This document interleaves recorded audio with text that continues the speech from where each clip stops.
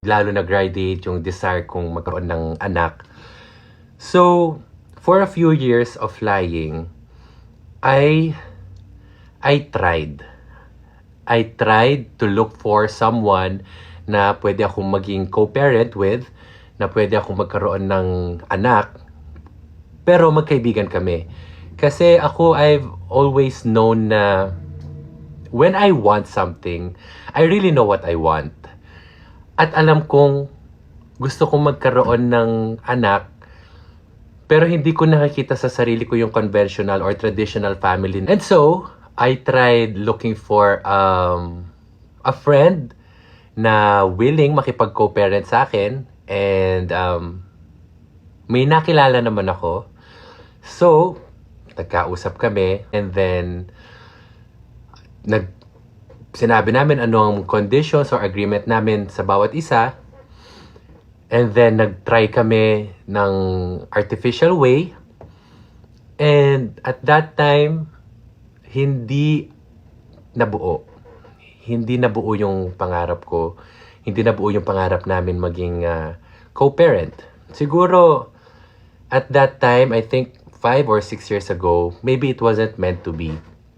Every rejection is a redirection. So, siguro hindi ito yung para sa akin. So, nag-fail ako and I felt na sobrang na-down talaga ako. That was before pandemic. Way back pa. Na-down talaga ako. Sabi ko, bakit hindi nabuo? Ginastusan na yon. And, wala, hindi siya para sa akin. I moved on with my life. Sinet aside ko muna yung dream kong magkaroon ng anak. Sabi ko, Lord, kung hindi pa para sa akin, so be it, tanggapin ko na lang. Kung hindi siya para sa akin ngayon, baka para sa akin siya someday. We will never know. So I went on with my life and I still continued flying, working, saving until dumating yung pandemic. Nung dumating yung pandemic, 'di ba, ito yung panahon na walang lumalabas ng bahay. Ito yung panahon na nakauwi ako ng Pampanga. Ito yung panahon na nagstay ako doon for a long period of time na hindi kami lumilipad kasi nga walang flights noon, walang transportation. Doon ko na-realize, doon ako nag-build ulit ng bagong dream. Sabi ko, gusto ko makahanap ng trabaho that will make me go back home here. Kasi, prior to that, when I said na nag-move on ako with my life, tinignan ko kung ano mga buhay na pwede kong gawin sa ibang bansa. Like, gusto ko mag-build ng ibang dream. Punta kaya ako ng Amerika, mag-nurse kaya ako ron. Or punta kaya ako ng UK, ng London, ng Australia, ng New Zealand, ng Middle East. Lahat, tinignan ko yung options kung ano pwede kong gawin. Pero wala nag-materialize. Parang hindi nagpo-push through yung mga gusto kong gawin na yon. So, nung nasa Pampanga ako, nakita ko yung buhay doon. Nakita ko kung gaano ka-laid back as compared sa Metro Manila. Tapos, clinic ako, nag-help ako sa clinic ng aunt ko. Kasi dentist siya. And then, doon ko na-realize na ito na pala yung buhay na gusto ko.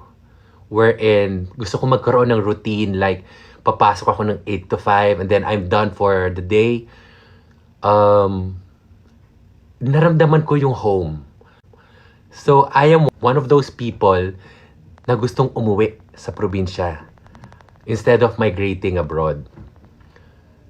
Kaya, at that time, I've decided during the pandemic na gusto ko mag-aral. Gusto ko ulit mag-aral ng second degree, which is dentistry. At that time, 33 ako. 33 years old ako nung nag-decide akong mag-aral ng dentistry. Online pa nun di ba? So, nag-enroll ako. Tapos, things went smoothly. Tuloy-tuloy yung enrollment. And then, my mom and my aunt was so excited na pinopursue ko na yung dream din nila for me when I was young. And then, sabi nila, so support nila ako sa pag-aaral.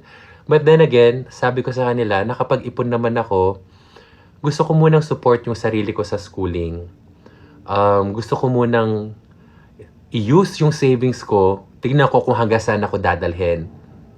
Kasi, kapag sinuport nyo na ako ngayon financially, baka i-take for granted ko yung schooling. may pera ako sa naipon, tapos nag-aaral ako, baka hindi ko seryosohin. Kaya, nung time na nag-enroll ako, expense ko lahat, working student ako, lumilipad ako sa umaga, nag-aaral ako sa hapon, or lumilipad ako ng gabi, nag-aaral ako sa umaga, para yung money umiikot, pinang-tuition ko, pinambibili ko ng materials, pinanggagastos ko on my daily living. And so at that time, naubos ko yung ipon ko, nagbe-break even na ako sa work kasi syempre malaki yung expenses ko every tuition fee at saka yung mga personal bills.